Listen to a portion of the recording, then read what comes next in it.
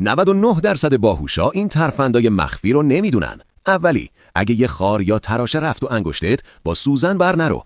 یه کاسه آب گرم بیار، توش نمک و سرکه بریز، انگشتتو یکم بذار توش، خودش کم کم میاد بیرون. دومی، اگه انگشتات با چسب قوی به هم چسبید، یکم نمک بپاش روش، بعد یه ذره سرکه بریز. انگشتاتو به هم بمال، راحت از هم جدا میشن. سومی، دندونات زرده؟ اینو امتحان کن.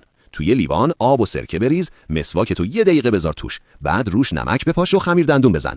3 روز اینجوری مسواک بزن، بعدن میای ازم تشکر میکنی.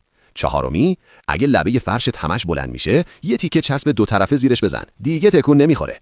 پنجمی، یه قاشق رو خم کن، بذار زیر تشکت، با ملافه بپوشون و با آهن ربا فیکسش کن، دیگه ملافه تکون نمیخوره. ششمی، یه کیسه پلاستیکی بذار تو بطری، یه فوت توش بکن. وقتی در بطری رو بکشی بیرون، کیسه و در با هم میان بیرون، راحت و ساده. هفتمی، برای باز کردن در سفت شیشه زور نزن. شیشه رو برعکس کن، یکم تو آب داغ بچرخون، درش فوری باز میشه. برای ترفندهای بیشتر به پیجم سر بزن.